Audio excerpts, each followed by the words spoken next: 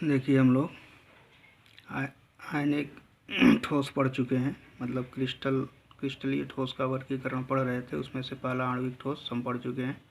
अब हमको पढ़ना है सेकंड वाला आणविक ठोस। वे ठोस जिनमें परमाणु या अणु निर्बल वान डेर वाल बलों द्वारा एक दूसरे से बंधे होते हैं आणविक ठोस कहलाते हैं।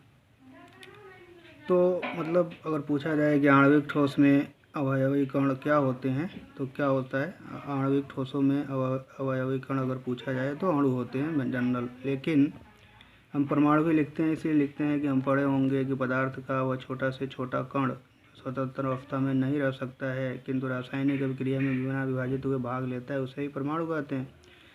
तो लेकिन यहाँ एक्सेप्शन आ जाता है कि जितने भी अक्रिय गैसें होती हैं परमाणु के रूप में ही होती हैं, लेकिन वो स्वतंत्र अवस्था में पाई जाती हैं, तो वो परमाणु नहीं, परमाणु हैं और स्वतंत्र हैं, इसलिए अक्रिय गैसें इनके अंदर आती हैं, इसलिए हम अणु या परमाणु यूज करते हैं। परमाणु या अणुओं के बीच का आकर्षण बल 3 प्रकार का हो सकता है। पहला है विक्षेपण, मतलब आपस में लगने वाला बल। दूसरा है द्विध्रुव अनुन्य क्रिया। तीसरा होता है हाइड्रोजन आबंधन। 3 प्रकार का बल हो सकता है, वान डेर वाल बल। तो इसमें देखेंगे फर्स्ट वाला कि नोबल गैसें जैसे हीलियम को छोड़कर आणविक ठोस का निर्माण करती हैं। इनकी संरचना क्यूबिकल क्लोज्ड पैक होती है। अब इसके बारे में आगे पढ़ेंगे। ठोस कार्बन डाइऑक्साइड, आयोडीन तथा चीनी आदि सब किसके उदाहरण हैं, आणविक ठोसों के उदाहरण हैं। तो लक्षण की बात करें तो आणविक क्रिस्टल जिनमें विक्षेपण बल द्वारा अणु एक दूसरे से बंधे होते हैं के बंधन ऊर्जा के मान लगभग 0.05 से 40 किलो जूल पर मोल होते हैं। इनकी भौतिक प्रकृति कोमल होती है। इनके गलनांक का मान 84 केल्विन होता है तथा ये विद्युत रोधी होते हैं जैसे आर्गन। ठीक है, तो इनको मतलब कि जिन आणविक ठोसों के बीच विक्षेपण बल होते हैं, विक्षेपण बल कार्य करते हैं, ऐसे ही आणविक ठोसों को हम एक और नाम से जानते हैं जिसे हम कहते हैं अध्रुवीय आणविक ठोस।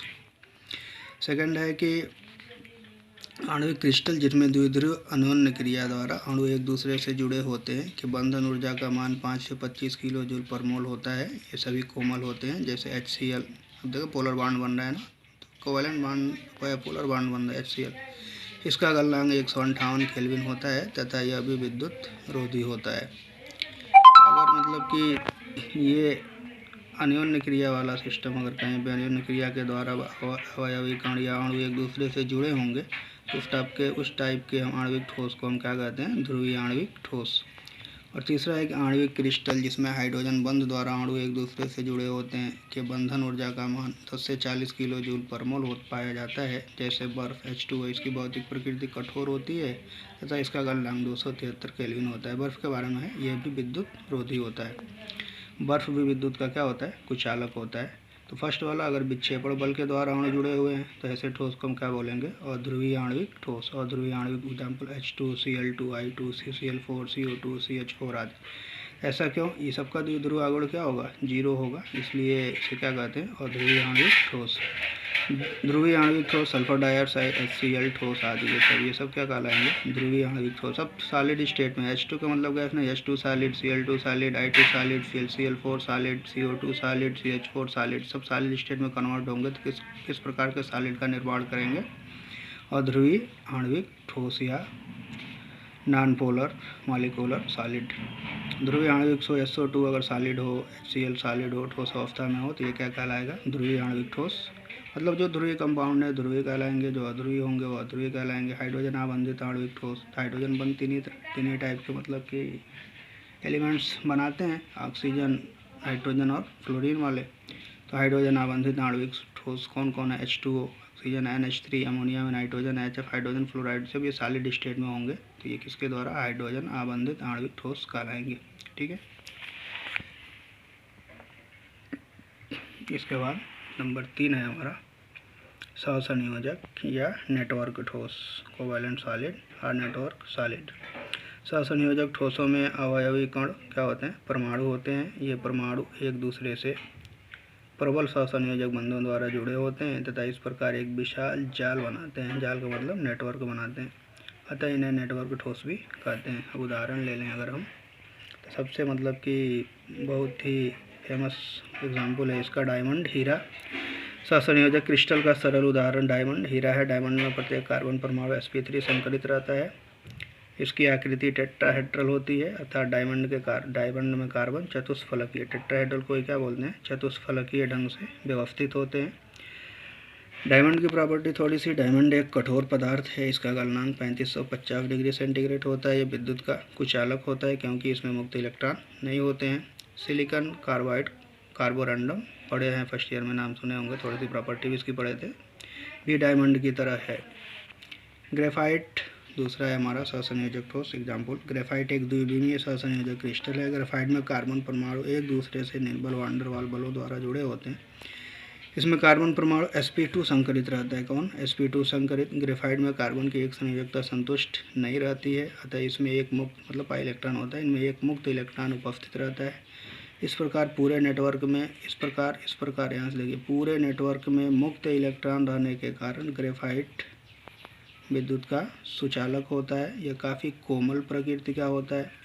और उदाहरण की बात करें तो सिलिका, काला phosphorus, boron nitride, aluminium nitride आदि सहसंयोजक ठोस हैं। इसका गुण, इनमें इनके गलनांक का मान 4000 केल्विन के पास का होता है, मतलब 4000 केल्विन के रेंज में होता है। ये प्रायः कठोर तथा भंगुर होते हैं। इनमें बंधन ऊर्जा का मान लगभग 150 से 500 किलो जूल पर मोल पाया जाता है।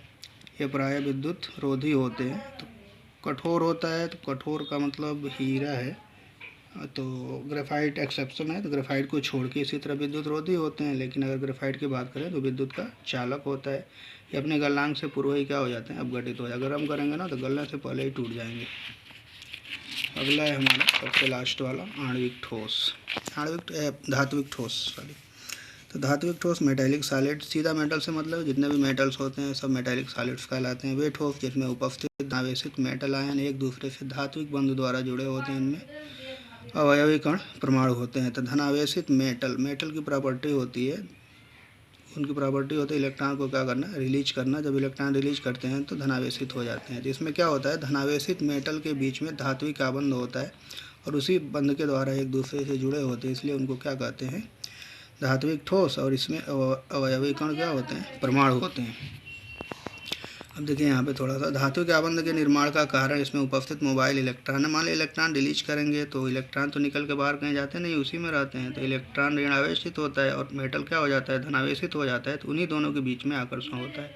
मोबाइल इलेक्ट्रॉन एवं धनावेशित मेटल आयन के बीच आकर्षण होता है, जिस कारण ये एक दूसरे से जुड़े रहते हैं। जैसे जनरल ये बना लें अगर हम, ये सब मेटल्स हैं, प्लस प्लस वाले जितने भी दिखाई दे सब इलेक्ट्रॉन हैं, इन दोनों के बीच का आकर्षण होगा। इसी आकर्षण की वजह से ये एक दूसरे से जुड़े होते हैं। धात्विक ठोस के गुण क्या होंगे, तो धात्विक ठोस के गुण की बात करें कि इनमें अवयवी कण परमाणु होते हैं। इनमें धनायन तथा इलेक्ट्रॉन के बीच आकर्षण बल कार्य करता है। इनके बंधन ऊर्जा का मान लगभग 150 से 500 किलो जूल पर मोल पाया जाता है। इनके गलनांक 800 से 1000 केल्विन तक होते हैं। ये विद्युत के चालक होते हैं। धात्विक क्रिस्टल को आसानी से विकृत किया जा सकता है।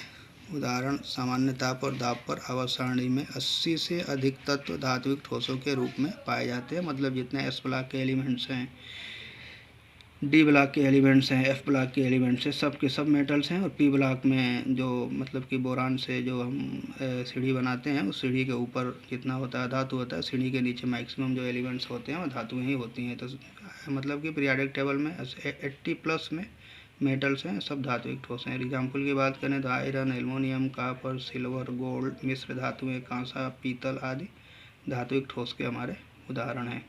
ये वर्गीकरण हो गया चारों में एक चीज़ देख लेंगे, पूछा जाता है कि आयनिक ठोस में अवयवी कण क्या होते हैं, तो आयन्स होते हैं।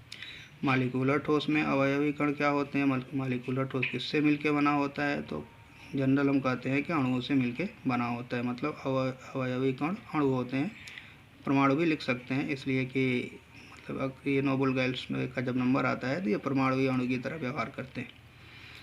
थर्ड में अगर पहुंच जाएं, सहसंयोजक ठोस में अवयवी कण क्या होते हैं, तो परमाणु होते हैं। धात्विक ठोस में धातु होते हैं, धातु क्या होते हैं, धातु के परमाणु होते हैं। ठीक है, ये याद रखिएगा। बाकी प्रॉपर्टी है जनरल, ज़्यादा क्वेश्चन नहीं बनता इससे, तो ठीक है देख लेंगे। यहाँ तक पढ़ लीजिए, फिर अगले कल से फिर अगला पढ़ाया जाएगा। Okay, thank you.